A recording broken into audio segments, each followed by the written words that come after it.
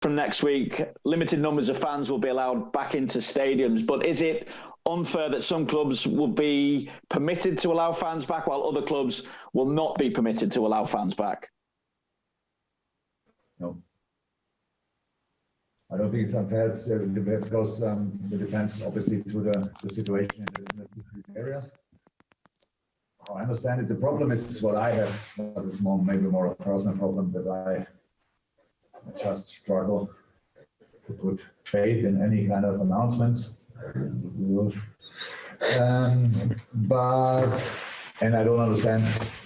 Okay, you asked me now about it. I don't understand why you can put 2,000 people in a stadium with 60,000 people and 2,000 people in a stadium with 9,000 people, where 9,000 people would fit in. So don't understand that. But I'm not surprised that it's not finally thought through so far. But it's good news. Like, it's a good sign. As that, I take it 100%. But your question was, is it unfair? I don't think it's unfair. It's just the situation. It's the world in the moment, and we cannot change these kind of things. Looking ahead to the game, can we check on the team news and whether Mo Salah is available? And also, do you have any indication yet as to when you will have Jordan Henderson, Trent Alexander-Arnold, Naby Keita, Thiago and Shaqiri available? Mo trained with the team yesterday and looked really good. So test was negative as well. So all the tests were negative. So that's now, if nothing changed since yesterday, then he's available, which is good. But now we have to, of course, to see what we do with that, because he was quarantined, obviously, until 4 days ago, 3 days ago, I think. Yeah, and all the rest, no news. No news. One looks closer, the other one looks not that close, so that's how the situation is. We will see who is available. I don't want to speak too much about it because I have no idea who Atalanta can bring in this game, so why we should give any kind of information to them. Brilliant. Okay, Juliet Farrington, then Ian Kennedy, and then Carl Markham. Juliet. Jurgen, can I ask you about Curtis Jones and his development since being around and coming into the first team, but also his some sort of maybe analysis of his role and how that's developed within the team this season? Very, very positive. Not too surprised about the sports part of it. When we saw him, he was an exceptional talent. So I'm 5 years in the club, and 5 years ago, yeah, I think 5 years ago I saw him the first time. And that was the first time everybody could see already what an exceptional player he can be. And the best thing is, because when you are in an environment like a top-class football team, and you are one of the top talents in the club, that can happen a lot of things to you as a person. And his personal development is even more positive than his sports development. So a great lad, really super player, and did really good for us last season already, but this season especially. So we just made the next step, which I'm really pleased for him. And good for us as well. Okay, Juliet, thank you. Ian Kennedy, BBC, and then Carl Markham, Press Association. We have a few more. Hi, Jurgen. Just wondering what kind of test you're expecting from Atalanta. You had a great result against them over in Italy, but I'm assuming you're going to expect a tough test and a team coming here with a point to prove maybe, or certainly extra motivation. Yeah, Atalanta is a threat without a point to prove, to be honest. But of course, the night at Atalanta was a really special one. We played exceptionally well, and pretty much everything right in the right moment, in the right manner, and so many things came together that we won that game the way we won it. But we are not only since yesterday in the business, so we know that this game has nothing to do with the game tomorrow night, and that means that we really have to be ready again. So Atalanta is the top team, and there's a special way to play. And at Atalanta, we did really well. we have to do well again. Otherwise, we have massive problems. I expect problems, to be honest, in the game, because it's always like this. But we try to work on solutions for the potential problems in the short period of time we have in our hands, and then let's see how it will be. And if they've got motivation, then obviously you have as well, because you'll know that a victory in this game would take the pressure off the last couple of games for you. Yeah, but you can only play one game. We cannot play 2 or 3 games in one. So we have to. I know it's all clear. That's all on the table. We don't have to mention that. Everybody knows it. If we would win, then some problems would have been sorted. But yeah, that's not the reason. Well, the reason is we have to play. We have to be ready to work really, really, really hard against them. This man marking system is a tough one to play against. That's why they were so successful in the past. Yes, it didn't work out against us the last time. They will not change it, and we have to do it in a similar way like in the other game. But since then, a lot of games were played. A lot of things happened since then. And so we will see who we can line up tomorrow night, and then we try to make the best of the situation. Fantastic. Okay, Carl Markham, and then we go to Fred from Brazil, and then Hideo, and then we finish with Marina. So Carl, first of all. Hi again. There's been so much written and spoken about your defensive problems with injuries and etc. I just wondered how pleased you have been with sort of the last few. I think it's 4 clean sheets in 7 games with a variety of back four. How pleased have you been with that, and how much extra work have you had to do on that? When would we do extra work? Play either way, not here, or we play. There's no time for extra work. So thank God I have a pretty smart team, and the work happens in a meeting room and not on the football pitch. To be honest, not a lot of it at least. And so we had this situation.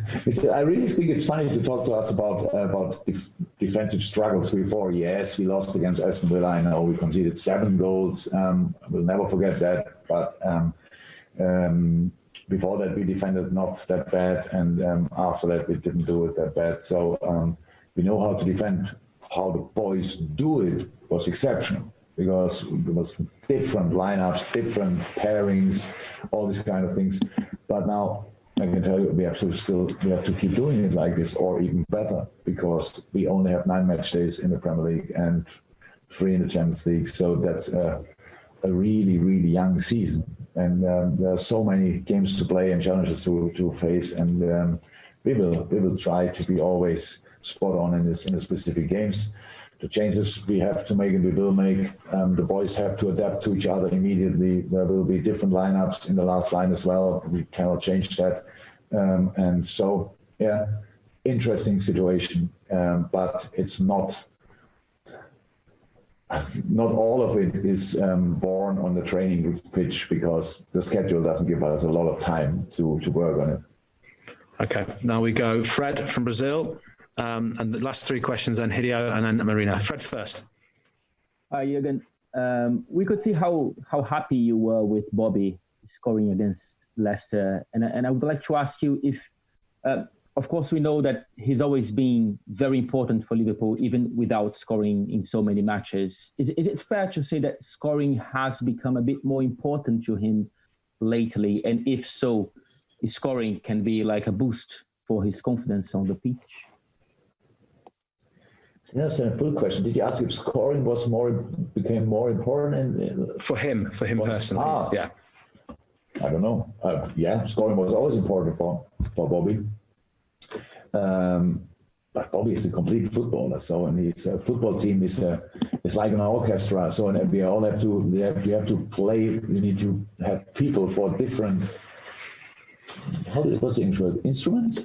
Is it? Yes. Yeah. Is it? And like a violin is an instrument. Yes, for example. A violin is an instrument. Yes, there you go.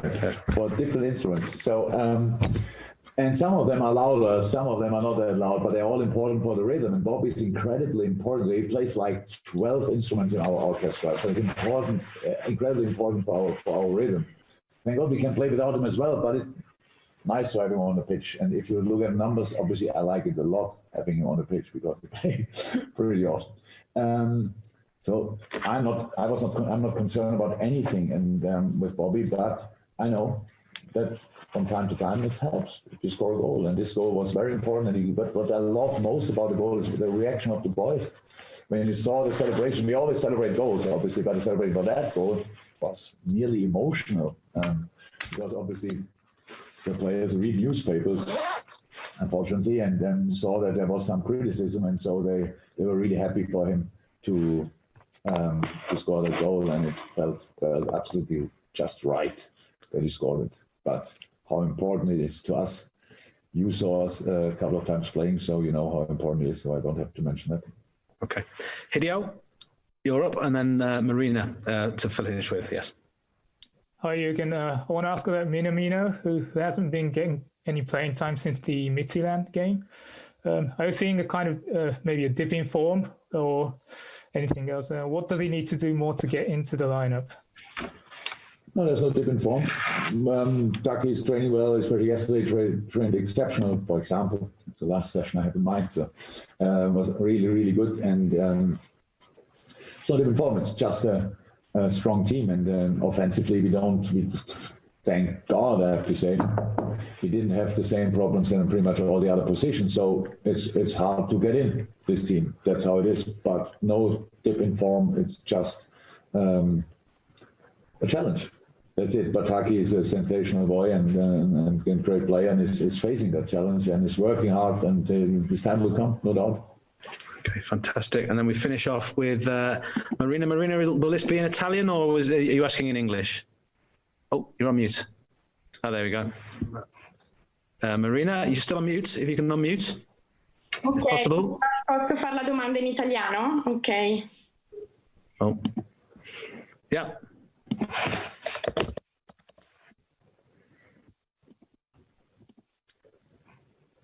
Oh, she's gone. Sorry. She's gone. Bear me a second. Kick her out. No, that's not how it works. Bear me a second. I'm pretty sure it is. I saw him pushing. Stop it. Right. Marina, you're back. Can you hear us? No, mi sentite? Buongiorno. Jurgen, volevo chiedere, l'Atalanta nell'ultima gara e anche in più di un'occasione è stata molto penalizzata anche nei risultati in campionato dalla partenza di molti suoi giocatori per le nazionali. Lei pensa che sia un handicap queste soste che possano incidere poi nei risultati anche del campionato, della stagione e della Champions League?